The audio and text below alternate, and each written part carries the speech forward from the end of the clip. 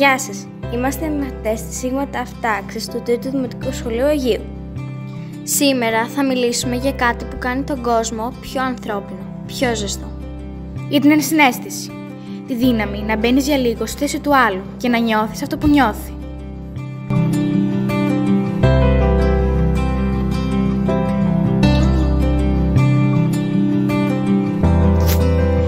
Ακολουθούν παραδείγματα διαλόγων με λανθασμένη και σωστή απάντηση ενσυναίσθησης.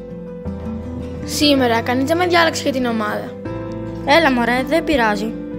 Πειράζει λίγο. Καταλαβαίνω, ένιωσες μόνος. Θέλω να παίξουμε μαζί αύριο.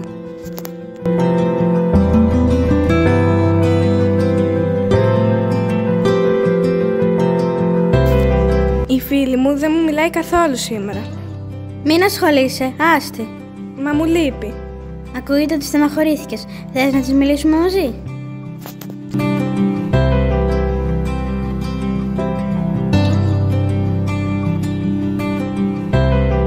Διάβασα τόσο πολύ και πήρα μόνο 7. Δεν πειράζει. Μα είχα προσπαθήσει πολύ. Καταλαβαίνω. Ένιωσα απογοήτευση. Κι εγώ θα ένιωθα έτσι.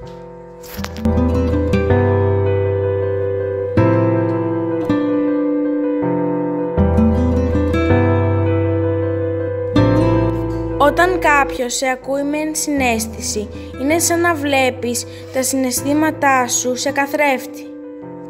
Δεν χρειάζεται να σου πει τι να κάνεις, αρκεί να σε ακούσει και να σε καταλάβει. Και αυτό κάνει τη διαφορά, γιατί τότε δεν νιώθεις μόνος, νιώθεις κατανοητός.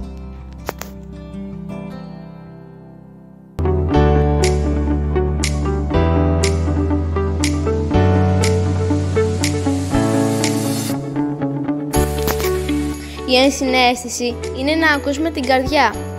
Να ρωτάς, είσαι καλά? Να σταματάς να γελάς με κάποιον και να τον καταλαβαίνεις. Να βοηθάς χωρίς να στο ζητήσουν. Να δίνεις το χέρι σου όταν κάποιος πέφτει. Να λες, σε καταλαβαίνω. Να συγχωρείς. Να κάνεις τον άλλον να νιώθει πως ανήκει.